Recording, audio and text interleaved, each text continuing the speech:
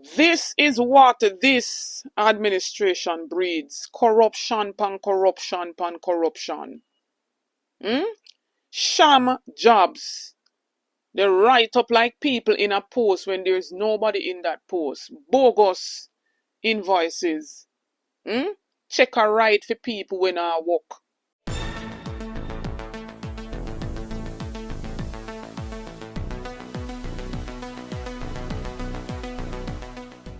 Blessings ABR family and viewers, welcome back to the channel. It's your girl and Isabel Rose, and in this one, judge gives order on election day brawl between a Mayor Norman Scott and a JLP election day worker, as well as some major updates as it relates to the 50 million corruption involving accused Ruel Reid and others.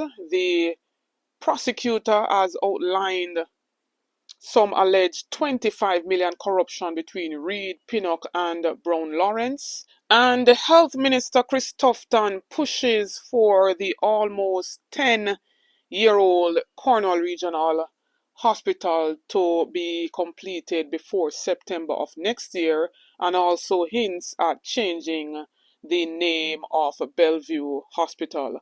Please stay tuned for the details at hand. Don't forget to like, share, and subscribe to the channel. Please remember to support the ABR membership. Join the membership today. You get a lot of benefits by becoming a member. Please and thanks. So, a Norman Scott, the mayor of Spanish Town, representing the People's National Party, was charged for assault and destruction of property on September 3rd general election, where there was some brawl between him and a election day worker representing the Jamaica Labour Party. The election day worker, who happens to be a female, accused Scott of hitting her and damaging her eyeglass. However, when Scott appeared in the St. Elizabeth Parish Court on Monday, he pleaded not guilty, and the judge ordered that Norman Scott be fingerprinted. Each candidate is given 5 minutes. They did score the station, which took him 35 minutes. I asked them to let him know and not create any problems, but we don't want something to happen when Mr. Woods decided to come around. A police officer was there. He tried to push my father and I raised my hand to say to him, please. As soon as I raised my hand, Mr. Scott hit me in the face. My glasses fell to the ground and it was broken. And just to add, it's alleged that he also filed a complaint against this very same lady. So let us see how this will pan out in the courts. Stay tuned for more updates on this. As I get it, I will bring it across to you. Now, the trial for the 50 million fraud involving Ruel Reid and other co-accused is set to resume tomorrow, where a witness will take the stand. The Crown, who is also the prosecutor in this matter, alleges that some 25 million out of this corruption, was between Reid, Pinnock and Brown Lawrence. And same ranges from fake jobs to bogus invoices. The same thing what occurred at the Insport. And so a domestic helper unknowingly employed by the Ministry of Education is among the key allegations in the 25 million fraud case involving former Education Minister Ruel Reid and former Caribbean Maritime University President Professor Fritz Pinnock. The prosecution outlined its case in the Kingston and St. Anju Parish Court last Thursday, describing a complex alleged conspiracy to siphon public funds through fraudulent contracts, sham employment, and bogus invoices from 2016 to 2019. Mighty God. This is what this administration breeds. Corruption pan corruption pan corruption. Sham jobs. They write up like people in a post when there's nobody in that post. Bogus invoices. Check a right for people when I work. Fake posts, fake job, but real payments going out. It seems in their pockets. What a web of corruption. Thief taxpayers' money, rob from the children them, scrape every navel gravel. But we see him come with him bare-faced self, but fourth term. This is what this administration breeds when we have a man like Anju at the top of the leadership in our country, who seems to be fighting to cripple our integrity commission. Recommendations for the 3 vacant posts, it's alleged, was sent to the Governor General from in July. And up until now, October, the Integrity Commission is missing 3 critical commissioners. What can go so? But let us continue to watch this trial, because if Damian accused you and go prison, me no know who else go prison. Might as well come for me when me there and carry me go put me in a prison, because me thief the 50 million. Now almost a decade and the Cornwall Regional Hospital is still incomplete, same as been under renovation, rehabilitation, whatever they want to call it, since 2016 under the leadership of a Chris Tufton. Billions and billions of taxpayers' dollars. And he's coming now to push for the project to be completed before September of next year. He, however, says he doesn't want to give an exact date. This that they said would have taken $2 billion is climbing up to 20-odd billion. But he quoted, "My position at this point is that we have to deliver on time. And on time right now may mean a month or 2 after what was originally announced.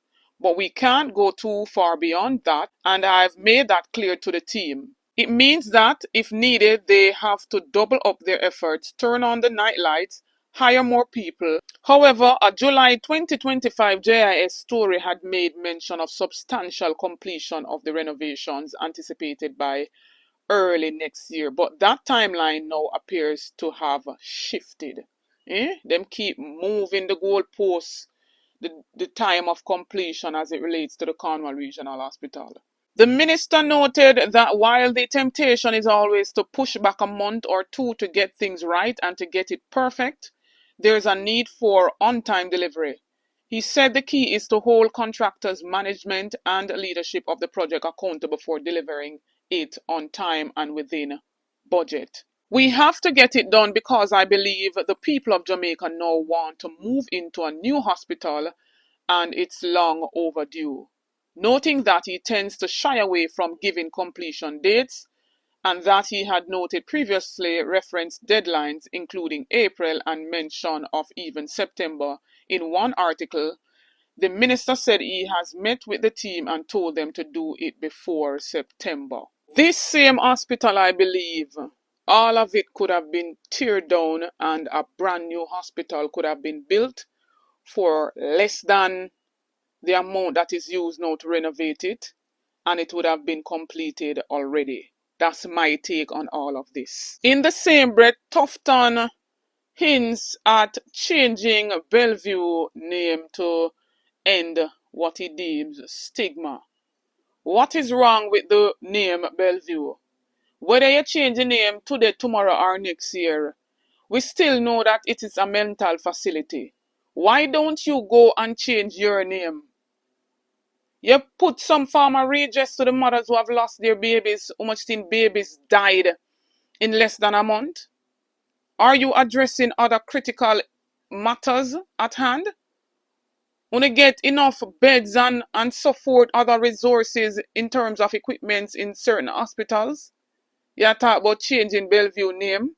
If Anju was anything good, the likes of you would have been fired long time ago. let alone come in here to sit and talk about you want to change Belleview. Why you don't change your name? Why you don't go get a depot and change your name to Dr. Death? I must tell you, and this is a personal view, I am of the view that the Bellevue name it is in and of itself a stigma, a stigmatized name.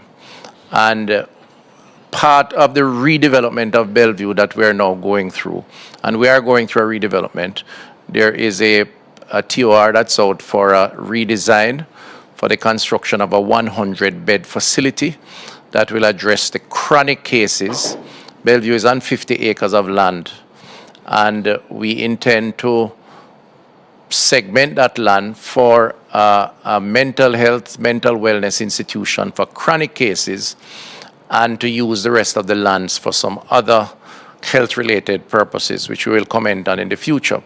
And part of that is we have been exploring how do we position Bellevue in the minds of the populace, not as an institution that would result in those who go and get treatment being outcast, but as an institution that is more positive, that generates more positive perception, that if you get help, then you are better off, not worse off by virtue of how people treat you. And I think the name does connote a particular perception, which is negative, and changing the name is a consideration that I, as minister, would certainly recommend. But it's a team effort, so I will discuss it with the team, and I have actually discussed it with the team as part of the way forward. ABR family, believe you me, I am sick and tired of them all. Sick and tired of them and the high levels of corruption where them breed up in our country. Friends and cronyism, nepotism at its finest, corruption rampant under this administration. His voice is so annoying, I don't want to hear anything from this man. Nothing at all. What says you, ABR family, in the comment section? Please let us continue the discussion.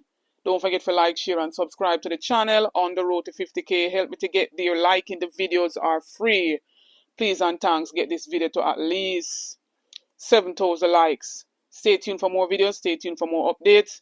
Big up on yourself. Happy Tuesday.